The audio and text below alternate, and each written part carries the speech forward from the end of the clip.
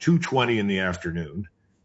That is the exact minute Iran says it put 10 ballistic missiles into a Jordanian airbase that officially does not exist as an American installation. Al-Azraq, Muwafaq Salti, call it what you want.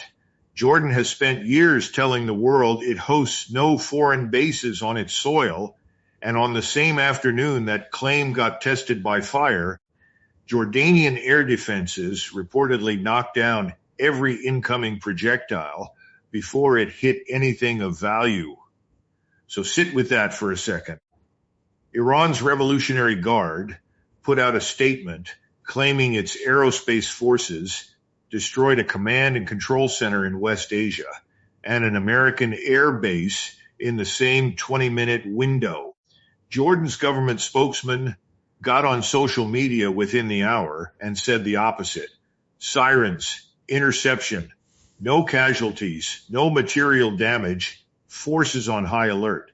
Two governments, two completely different stories about the exact same 15 minutes of airspace over the same stretch of desert.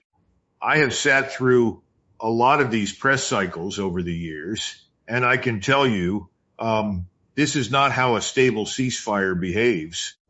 A stable ceasefire does not have one side firing ballistic missiles at a country that insists publicly and repeatedly that it is not even a combatant. Jordan has spent the better part of this war trying to thread an impossible needle. Stay close enough to Washington to keep the aid flowing and the security guarantees intact, stay far enough from the fighting that its own population does not see Amman as a launching pad for American air power. That needle just got a lot harder to thread. What almost nobody is asking, and I think it is the only question that actually matters here, is why Jordan, not Israel, not Iraq, Jordan, a kingdom that has bent over backward to avoid being pulled into this fight directly, that has downed Iranian projectiles crossing its airspace before without ever claiming credit publicly, that has tried to be the quiet professional in a neighborhood full of loud actors. If you are sitting in Tehran and you decide to put 10 missiles into Azraq, you are not really talking to Amman. You are talking to every single government in this region that has quietly told itself it can host American logistics, American radar, American aircraft, and still somehow stay out of the blast radius when things go sideways. That illusion just took a direct hit, literally.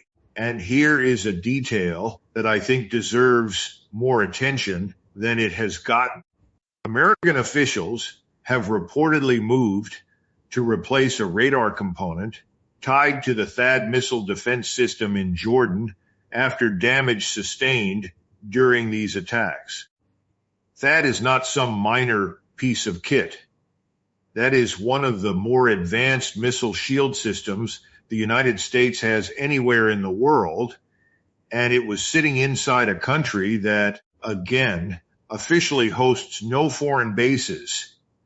Zoom out for a second and think about what that actually tells you about the last several months of this war, not just these 2 days. Jordan has been absorbing projectiles in waves going back to the earliest strikes of this conflict, sometimes dozens of missiles and drones in a single week, most of them intercepted, some of them not. Shrapnel injuries, damaged homes, a destroyed American drone on the ground at one point. This is not a new front opening. This is an old front that the public conversation keeps forgetting exists because Jordan almost never claims credit for what its air defenses are quietly absorbing on behalf of everyone else in the coalition. I want to walk you through what actually happened over these last 3 days because the headlines move so fast in this war that most people are only catching fragments. You are seeing one clip of an explosion in Bushehr, one tweet about sirens in Kuwait, one soundbite from Trump at a summit in Turkey, one line about a funeral in Mashhad, and none of it is connecting into a single picture. By the end of this video, it will connect. And I think once it does, you are going to understand why people inside the Pentagon are a lot more nervous about the next 30 days than they are letting on publicly. Because here is the uncomfortable truth sitting underneath all of this. The United States built its entire regional posture in the Gulf on a bet. The bet was that forward basing spread across friendly Arab governments would deter Iran from ever testing American resolve directly. For decades, that bet mostly paid off. Iran postured. Iran funded proxies.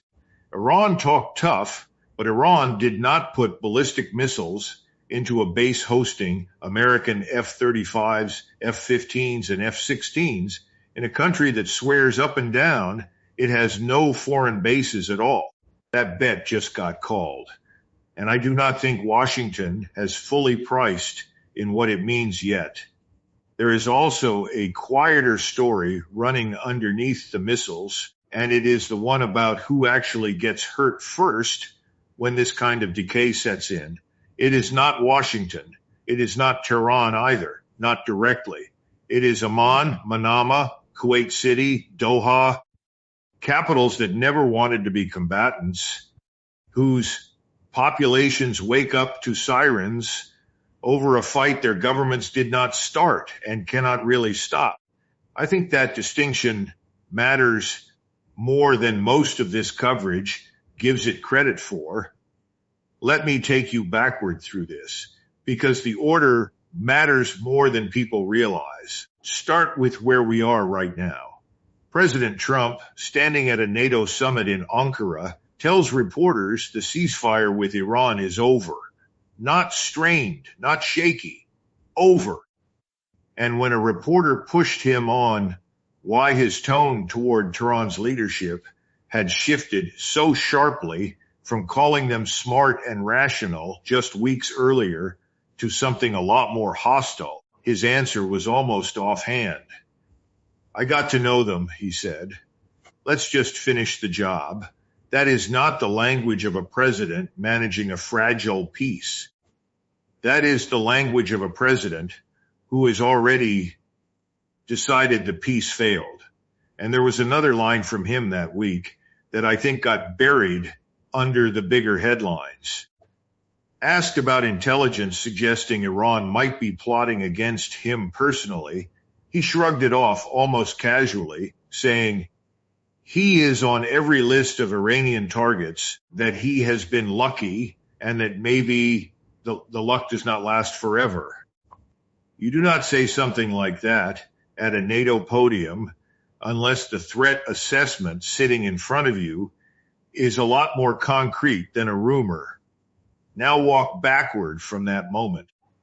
Before Ankara, there was the Treasury Department's decision to rip up the sanctions waiver that had allowed Iran to keep selling oil on the global market, a waiver that was supposed to run until late August and instead got cut down to a hard deadline of July 17th. That is not a minor bureaucratic tweak. That waiver was one of the few tangible things Iran was actually getting out of the ceasefire arrangement.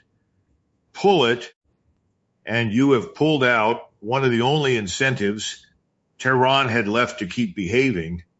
Before that waiver got revoked, you had the tanker strikes. 3 commercial vessels hit in and around the Strait of Hormuz, flagged to Liberia, Saudi Arabia, and the Marshall Islands, one of them traveling off Oman when it was hit and caught fire. Washington blamed Iran immediately.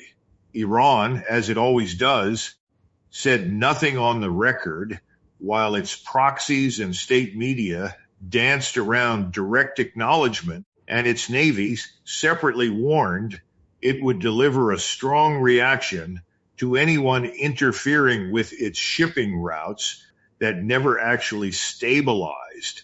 This is the part I think gets lost in the day-to-day coverage. This was not the first flare-up since the truce. There was one in late June that looked almost identical to what just happened. Attack on a ship, retaliatory American strikes, Iranian drones and missiles into Bahrain and Kuwait, and then a rush set of talks in Doha to paper it back together. That cycle held for maybe 2 weeks before it broke again. I want to give this pattern a name because I think once you see it, you cannot unsee it. Call it the de-escalation half-life. Each time this ceasefire gets patched, it holds for a shorter stretch than the time before. The original Memorandum of Understanding held for weeks. The version after that held for less. This most recent one did not even survive 7 days once the tankers got hit. That is not a ceasefire stabilizing. That is a structure decaying faster with every cycle, and I do not think you can keep patching a decay curve like that indefinitely. At some point, the interval between flare-ups gets so short that there is functionally no ceasefire left at all, just a rolling exchange of strikes with occasional pauses for diplomats to reset their talking points in Doha or wherever the next round of talks happens to be held. There is one more layer sitting underneath all of this timeline, and it is the one people keep skating past. Iran just buried its late supreme leader in Mashhad, a funeral procession that drew mourners across Iraq and Iran in the same week American bombs were falling on Bushehr and Chabahar. A government mid-transition, mid-mourning, and mid-war is not a government that is going to negotiate from a position of calm patience.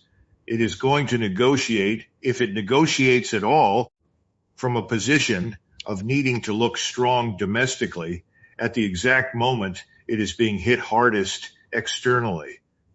Which brings us back to where I started. 2:20 in the afternoon, 10 missiles into Jordan. That was not an isolated incident. That was the far end of a chain that started with a tanker fire off Oman and ran straight through a revoked sanctions waiver, a funeral in Mashhad, and a president who has stopped pretending the truce is holding. I think it is worth pausing here and asking what actually would have needed to happen for this ceasefire to hold this time, because I do not think either side ever fully believed the other one was going to honor it. Washington kept its strike authority ready the entire time, and Tehran kept its retaliatory posture ready the entire time. A truce built on two governments, each expecting the other to break it first, is not really a truce at all. It is a pause with a countdown clock nobody agreed on, and I think what we just watched was that clock hitting zero. Now I want to slow down and actually walk you through the map, because the strikes over these 2 days did not hit one target. They hit 4 separate countries in 2 distinct waves, and each one is telling you something different if you actually pay attention to where the missiles landed instead of just the fact that missiles landed somewhere. But before I get to the retaliation, look at what the American strikes themselves actually covered, because this matters for understanding why Iran's response was this broad. CENTCOM says it hit close to 90 targets across Iran's coastlines in this round. Not just military sites either. Reported strikes hit a railway bridge in Golestan province, 2 bridges on the route toward Mashhad, exactly where the late Supreme Leader's burial procession was heading, a firefighter killed at Iran Shah Airport, explosions near Chabahar port, and power outages across that same port city. Iranian officials also accused the United States of striking near the perimeter of the Bushehr nuclear power plant itself, something Iran's own nuclear authority pushed back on, insisting the plant was not damaged. When your strike package includes infrastructure near a nuclear facility and bridges on a funeral route in the same 48 hours, you should not be surprised when the retaliation comes back broad rather than narrow. Phase 1, according to Iran's own statement, hit Kuwait and Bahrain. In Kuwait, the targets were the Arifjan and Ali al-Salam installations, American logistics and staging points that have quietly become some of the most important rear area hubs in the entire Gulf posture. Kuwait's own military said it intercepted 3 ballistic missiles, a cruise missile, and 10 drones in a single morning, and still took injuries and property damage from falling debris across several locations. Kuwait is, in my assessment, the most exposed forward position the United States has in this entire theater. It sits right up against Iraq. It has limited strategic depth, and it has now absorbed strikes in back-to-back flare-ups of this conflict, this time with Iran naming a second base, Ahmad al-Yaber, alongside Ali al-Salam. Bahrain took it just as hard, and Bahrain is a different kind of target entirely. Jubair and Sheikh Issa are not just American installations. Jubair is home to the headquarters of the entire United States Fifth Fleet. That is the naval command responsible for the Gulf, the Strait of Hormuz, the Arabian Sea. When Iran puts drones and missiles into fuel tanks, Patriot systems, and communications facilities near that headquarters, they are not sending a message about a base. They are sending a message about naval dominance in a waterway that carries a fifth of the world's oil and gas. Then comes phase 2, and this is where it gets genuinely strategic rather than just tactical. Qatar. For the first time since this ceasefire was signed, Iran openly acknowledged striking a site inside Qatar, an early warning radar system. Qatar has spent this entire war trying to position itself as the indispensable mediator, the host of the Doha talks, the one Gulf state that both Washington and Tehran still pick up the phone for. Striking Qatar, even a single radar site, tells you Iran is willing to burn its own diplomatic back channel if it decides the moment calls for it. And then, closing out phase 2, Jordan. 10 to 12 ballistic missiles, depending on which Iranian statement you believe, into Al-Azraq, a base that officially houses no foreign military presence at all. I already walked you through why that one matters more than the other 3 combined. But look at the pattern across all 4. Kuwait, the most exposed. Bahrain, the most symbolically loaded. Qatar, the diplomatic back channel. Jordan, the country that was supposed to be untouchable because it was never supposed to be a target in the first place. 4 countries. 4 completely different categories of vulnerability. One government deciding in the span of about 24 hours to demonstrate that it can reach every single one of them whenever it chooses, using missiles, cruise missiles, and drones interchangeably depending on the target profile. That is not a country running out of options. That is a country showing you the full menu. And I want to point out something about the sequencing itself, because I do not think it was random. Kuwait and Bahrain got hit first, the 2 locations with the deepest, most established American military footprint, the ones Tehran has hit before, and knows the response pattern for.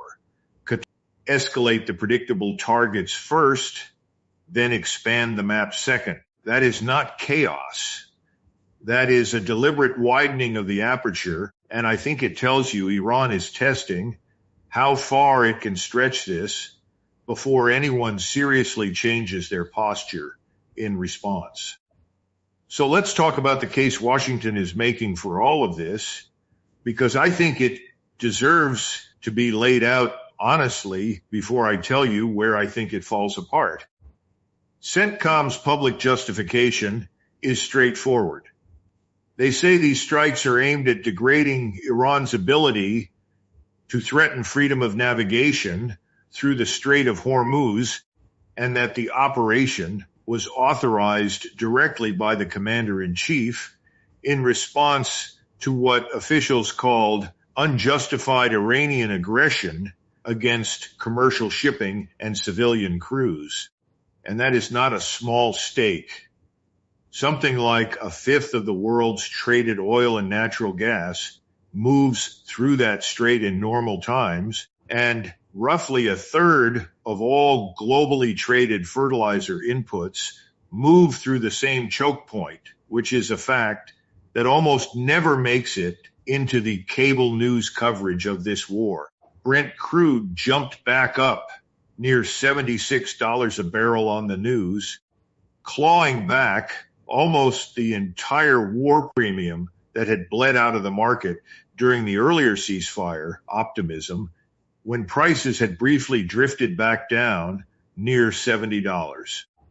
The IMF cut its global growth forecast again this week, down to 3% for the year, citing exactly this kind of overnight escalation as a source of what its own researchers called uncertainty and risk to the outlook.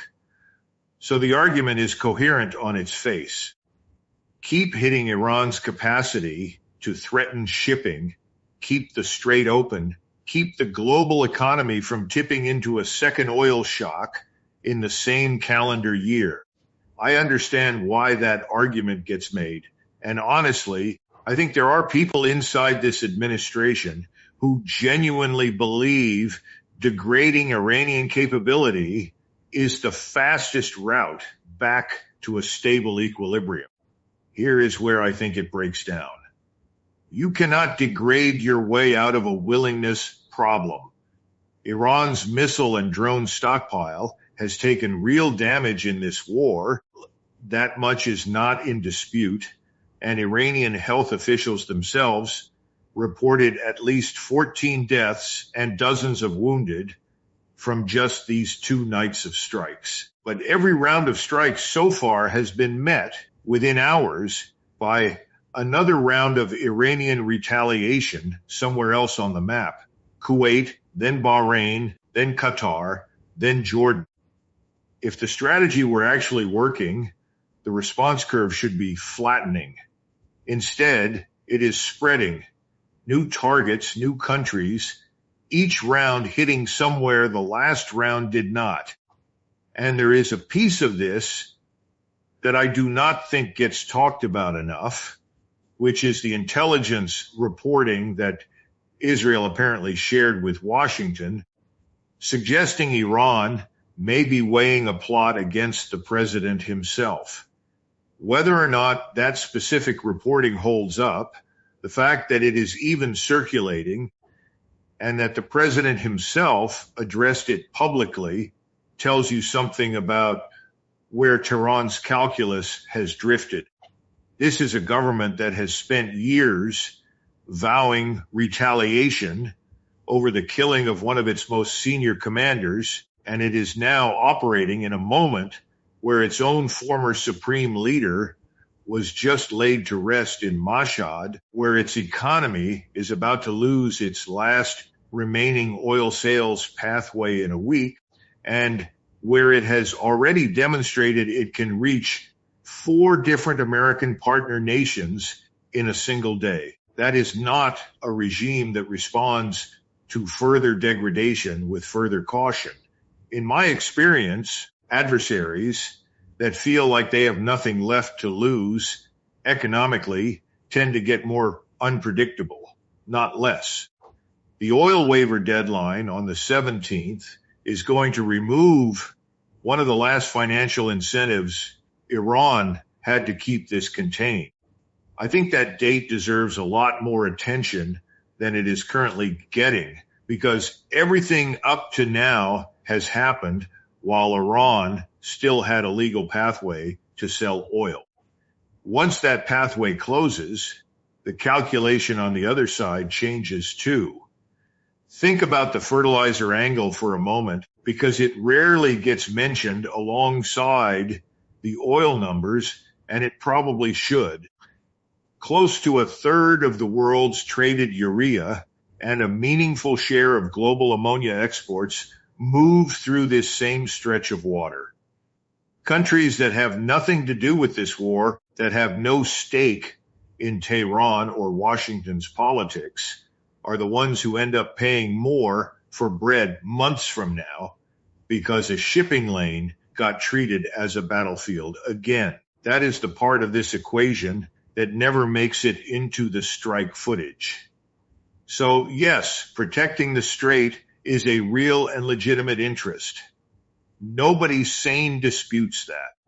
But the method being used to protect it, continuous strikes on Iranian territory that trigger continuous Iranian strikes on 4 different host nations, is not actually shrinking the war. It is widening the number of countries who have skin in it, and it is doing that at the exact moment global growth forecasts are already sliding. There is also a diplomatic track running in parallel that I think gets almost no airtime compared to the missiles, and it deserves a mention because it shows you neither side has fully closed the door yet.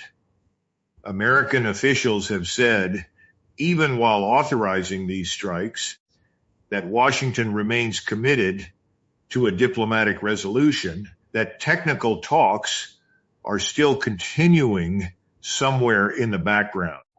Iran's foreign minister spent this same week on the phone with counterparts in Pakistan, Turkey, and Oman, all 3 of whom have played some mediating role in this conflict already. So underneath the strikes, there is still a negotiating channel limping along. I just do not think anyone should mistake that channel for actual leverage right now. Talks continuing is not the same thing as talks working, which brings me to the thing I actually want you to walk away from this video thinking about, because I do not think it has a clean name yet in how people are talking about this war. So I am going to give it one. Call it the basing trap. For decades, forward basing was the entire logic of American power projection in this region. You put installations in friendly countries, you keep carrier groups nearby, and the sheer density of that presence is supposed to deter anyone from testing you directly, because the cost of hitting American assets is supposed to be too high for any rational actor to pay. Go back to 1988 and Operation Praying Mantis. The last time the United States and Iran traded direct blows of this scale in the Gulf, and the assumption underneath American strategy was the same one still being used today. Overwhelming capability discourages the other side from testing you. That was the theory. That was the bet. The trap is what happens when an adversary decides the deterrence value of those bases has flipped into a liability instead, because once Iran demonstrated over these 2 days that it could reach Kuwait, Bahrain, replaced afterward. Not because Jordan chose to be a combatant, because geography and quiet security arrangements made it one regardless of what its government says out loud. If that is the price of proximity to American power in this region now, I think every single Gulf and Levant government watching this unfold is doing some very uncomfortable math tonight.